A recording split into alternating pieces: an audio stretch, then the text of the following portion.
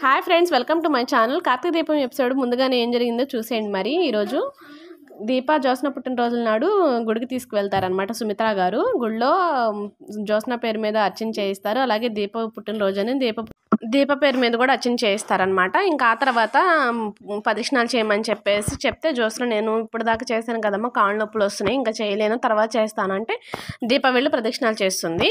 ఇక ఇంతలోనే దీప అత్తయ్యని వాళ్ళ ఇంటిలో నుంచి వెళ్ళిపోమని చెప్పేసి ఇల్లు జప్తు చేయడానికి అతను ప్లాన్ చేస్తాడనమాట. కాగితాల మీద తన చేత వేలిముద్ర వేయించుకుంటాడు. తిని వెళ్ళి హైదరాబాద్ వెళ్ళి తన కోడల్ని తీసుకొస్తానని చెప్తుందనమాట. అంతలోనే పాప గంట కొట్టడానికి ట్రై చేస్తుంది. పాప చిన్నగా ఉంటుంది కాబట్టి అందదు కదా, నేను చిటికేస్తే గంట కొట్టగలను అని చెప్పేసి అంటుంది.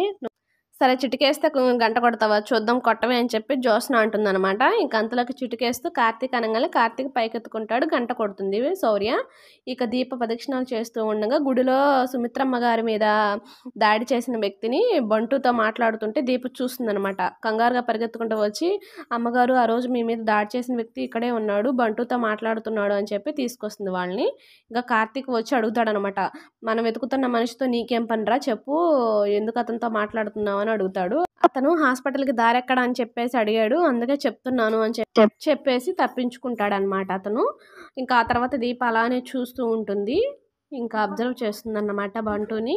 ఇంకా అక్కడ నుంచి పాపను తీసుకుని వెళ్ళిపోతుంది. ఇంకా పారిజాతం ఇంటికి వెళ్ళి ఇంకా హడావిడిగా అటు ఇటు తిరుగుతూ పెద్ద సమస్య తెచ్చిపెట్టావు, నీ వల్ల టెన్షన్ అంతా నన్ను ఎత్తుకు చుట్టుకుంది అని చెప్పేసి హడావిడిగా బంటు మీద అరుస్తుంది అనమాట.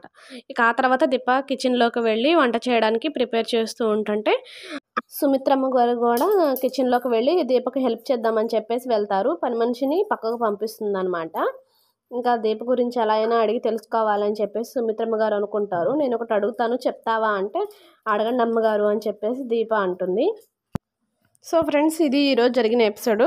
ఆ వీడియో మీకు నచ్చినట్లయితే ఒక లైక్ చేయండి. Thank you for watching.